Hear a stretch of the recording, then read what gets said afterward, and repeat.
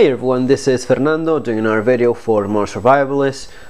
Several German army knives, also known as GACs knives. And those of you guys that have been following my channel for some time know I really like this model. Actually, I usually carry one with me as part of my EDC. Sometimes it gets changed for something else, but the GAC, the German army knife, it's an outstanding little pocket knife.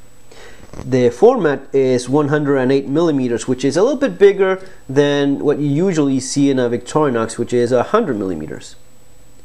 108 millimeters, 100 millimeters. The GAC was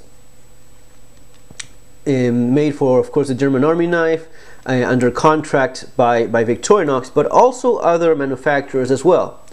As you see, this one says there, Victorinox Switzerland, stainless, Rossberry. So not only was Victorinox making it, some people think they're all Victorinox and they think that they got a fake when they find some other marking. That's not the case. There were several different contractors building this same knife for the German army. Probably the most famous one is the Victorinox one, but there is a market, a collector's market right now going on for it. And that's why I bought several of them. I bought, some time ago, I bought this one and this other one. This one has the marking of Eitor. Eitor is a very well-known knife company. Those of you guys that are knife collectors or interested in knives know about Eitor in Spain. They make very nice knives, and this is no exception. It's also a very nice knife, very well constructed.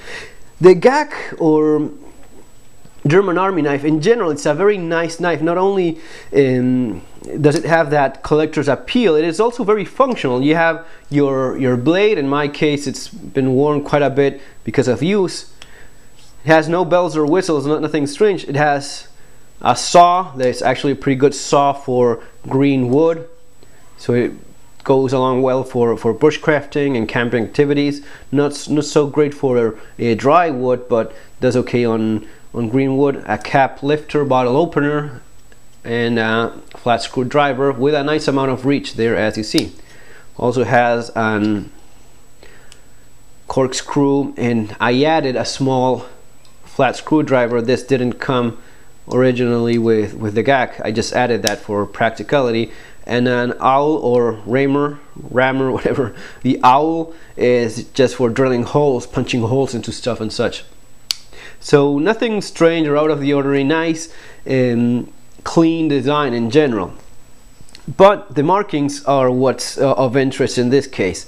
So having had these two, I went back to this surplus store, this military surplus store where they sell, like, the nice thing about surplus stores is that in general, no matter where you are in the world, they are all like the same. You walk into any of these places and the guy in the counter is generally looking the same. It's almost like it's funny because it's usually a skinny guy with a little bit of a beard going on and the crazy eye. So it doesn't matter where it is, and there's ammo cans and crates with stuff and clothing hanging. So that's a nice thing. And it's not just about collecting, which I like. It's also about practicing some skills, learning to do things that have quite a bit to do with survival and preparedness. It's not only about collecting. And one thing about collecting, what is collecting? The difference between a collector and just someone that buys stuff and gatherer would be that the collector has a guideline to go by. In this case, this is a nice little hobby to start. Just sticking to collecting GAC knives.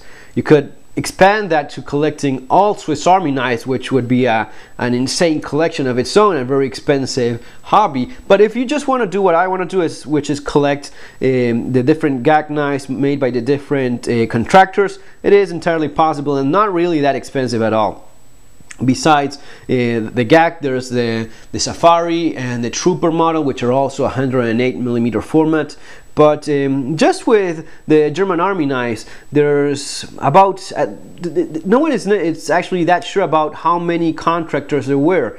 It seems to be about 15. Seems to be the number, and people are not so sure if there's some fakes going on made in China, even though Miltech would be an original one. I mean, it's not completely certain how many, at least not that I know of. If you do know how many contractors were making the German Army knife, please do let me know, because I'm more than interested in knowing that.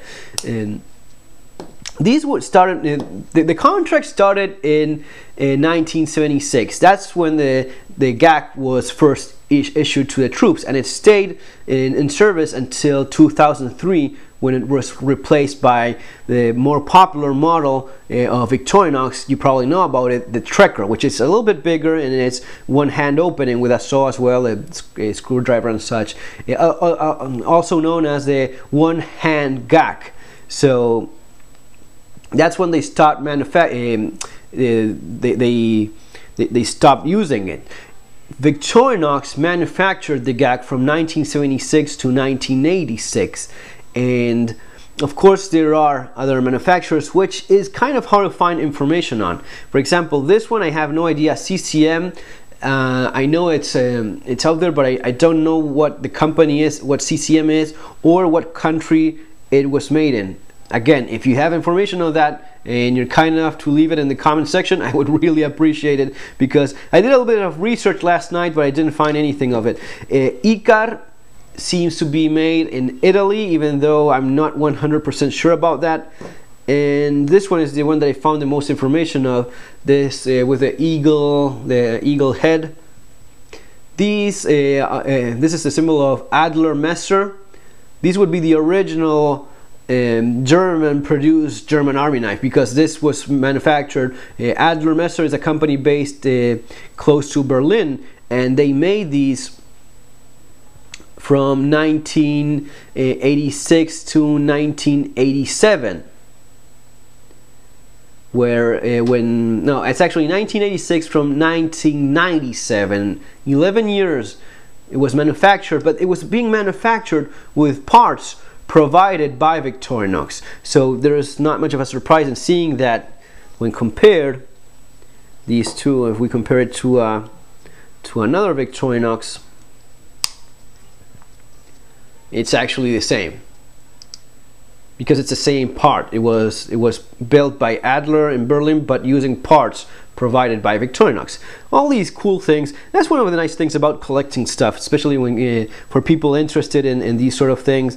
I don't know if I'm getting old or what it is, but I'm more interested in this sort of thing than maybe getting the latest ultimate gadget that it's out there. Seems that the market is at times oversaturated with it. Don't get me wrong, eventually there's very nice stuff out there that is offered in the market, and I'm all over it whenever it's out, and I will show it to you guys when I get something that I think it would be of interest.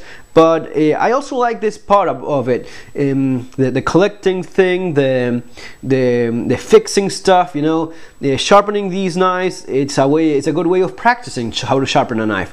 It's if you're sharpening a $9-10 knife, you're not ruining anything too valuable. If something goes wrong or you scratch it up a little bit, it's already used, so it's not that much of a big deal. So you're practicing how to sharpen your knives, you're learning history, you're learning about the different companies, which companies were around more, which ones have the better quality. You learn to tell what is a good knife construction or not. You learn sharpening different knives. You even tell the difference between which steels.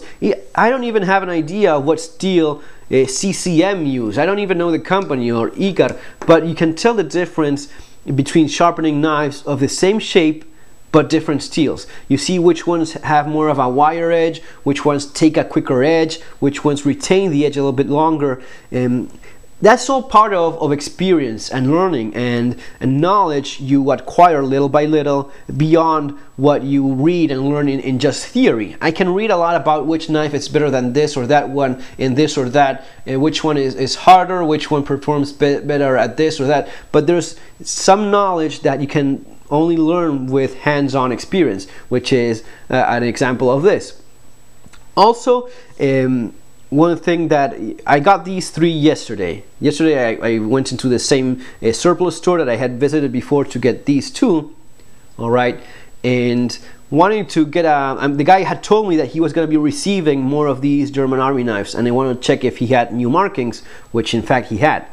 These were going for $10 each, and I already had a Victorinox, so I knew I wasn't leaving without these three. $10 is a fair price for these. It is slowly getting a little bit more expensive, and you know, these go around the web for $15. You don't see them that much anymore for $10 going. So 15, and the price is just going to be going up because there's obviously a collector market for it. It's gonna be going up, and it's of course a matter of scarcity. It's not manufactured anymore, and there's guys actually doing the same thing that I'm doing. It's trying to get the collection of the 15 or more models that are out there.